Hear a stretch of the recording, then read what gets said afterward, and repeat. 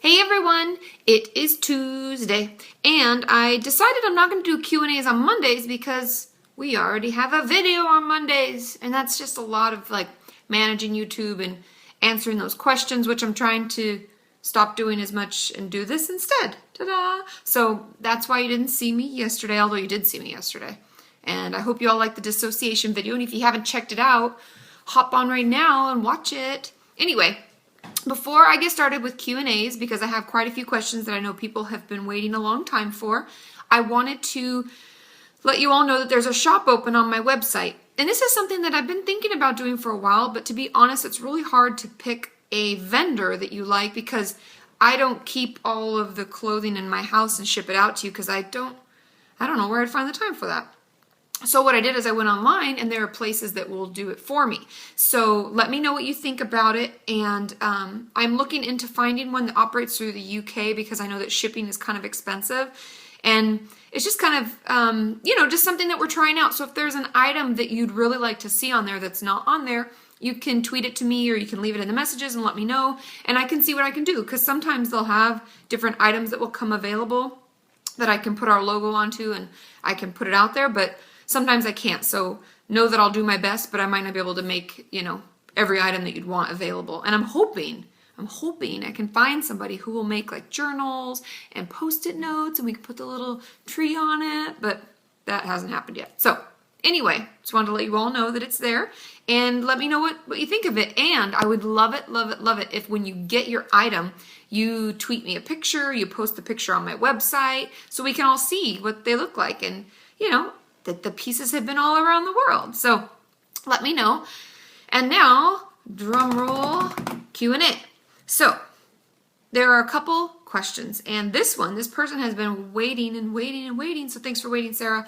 How to deal with going to college and when you have an eating disorder or self-harm. I know your specific issue, Sarah, but this is just, so that everybody can get help and realize what to do, because I know that right now we're in summertime for a lot of us, and we've just finished school, and now we're going to be potentially going to college or going into another year or moving schools or who knows, right? So what do we do?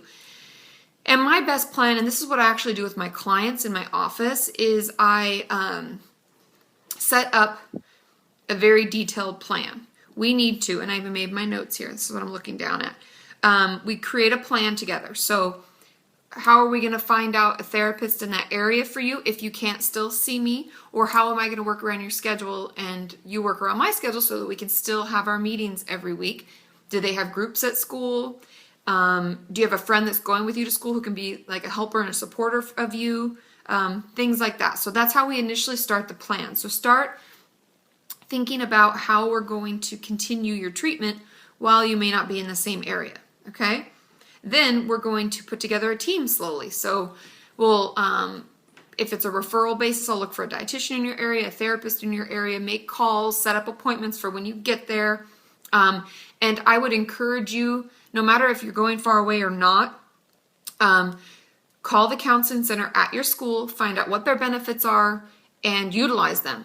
Most of the time, I don't actually think I've ever heard of anybody having to pay. Maybe you pay $10 or something, but it's a very nominal fee to go and see a therapist there, maybe a dietitian or a GP. A lot of it's included in your tuition, so utilize that because we're already paying a buttload of money for college, so we might as well, utilize the services, right?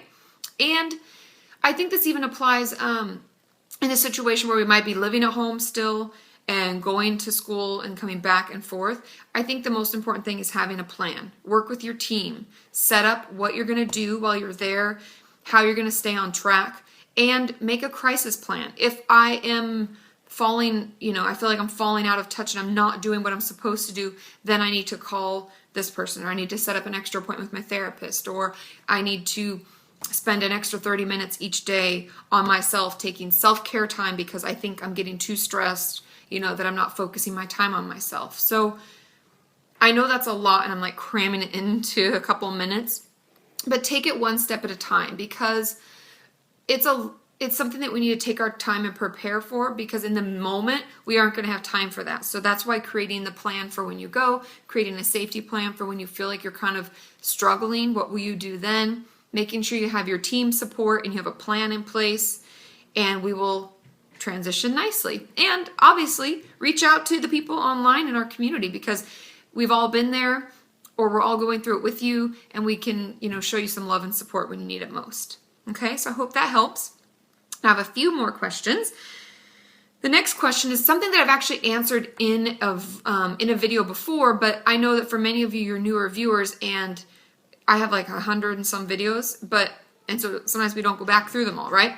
But somebody was on Tumblr, because this is Tuesday Tumblr. Tumblr was asking me, they have their first therapy appointment coming up. What do I do? Well, first of all, breathe. And I'm really proud of you for calling and making an appointment.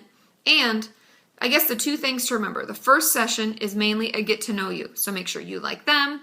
Make sure you feel comfortable with them.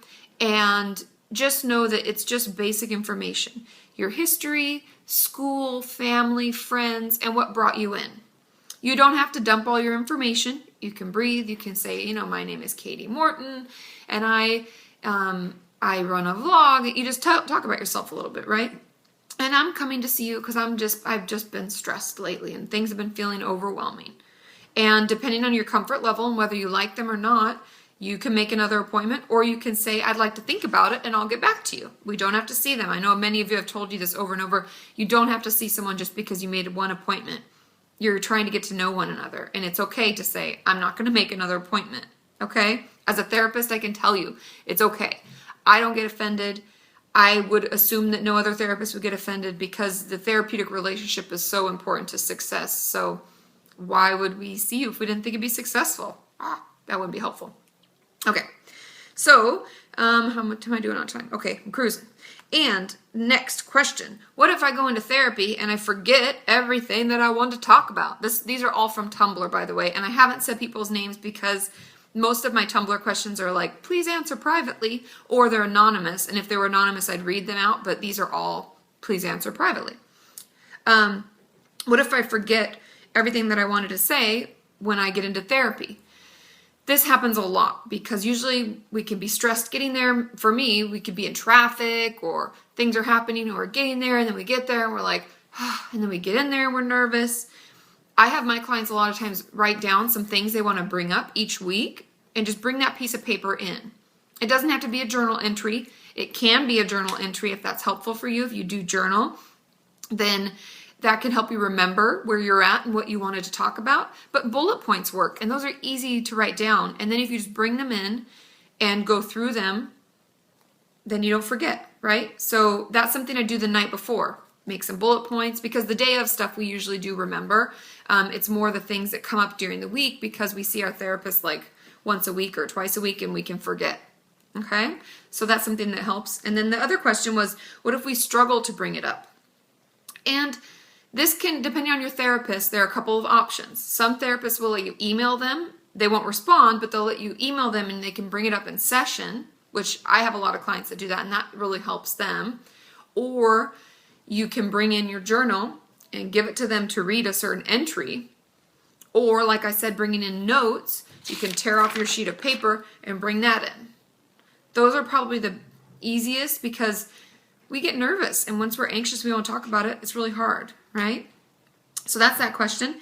And the last question that I'll answer from Tumblr is, how do I get back on track? And this came from Singing with Celine. I don't know if she's okay that I say this, or Jesus Loves Music, I believe is, I think you have quite a few different names. But anyway, her question was how to get back on track after being triggered by a professional. Now, in her case, she went to her dietitian, and this is why it's important that we find people who work with eating disorders, because they can be really ridiculously triggering. And they can say things like that focus on weight loss or weight gain or calorie talk or measurements, or they can, who knows what they can do. They can make us extra anxious and make everything worse. And how do we get back on track? Now, this is almost like going against our eating disorder or self-harm or depression voice. And I would encourage you, write down what they said. Write down those triggering comments, because I know they're running and running and running and running in our brain. And write those down and then talk back to them using your healthy voice. Even if you don't believe it at first, write it down. And we'll start there, because we have to kind of learn how to talk back in the moment, but that's really hard. So we have to start after. So if somebody said something really bad and it really triggered us, then let's start writing it down and slowly start talking back to it. And that will help bring us back on track. And we'll be progressing towards doing it in the moment and more quickly in our life. Okay? So I hope that helps. Leave your comments below. Leave your questions. Whatever questions you want for tomorrow, you can leave them here on YouTube because I'll do YouTube tomorrow. And we'll just keep working together. And I'm getting ready to film, if you can see all the gear behind me. I'm getting ready to film a few more videos for you guys, so I hope that you like those. I'll always keep doing my Monday videos, my regular videos, so you can always let me know if you want something covered in a big video like that. But otherwise, on Tuesday through Friday, I'll be doing Q&A. And maybe, I don't know, might be willy-nilly. So you should probably subscribe to my channel, okay? I love you all, and I will see you soon. Bye.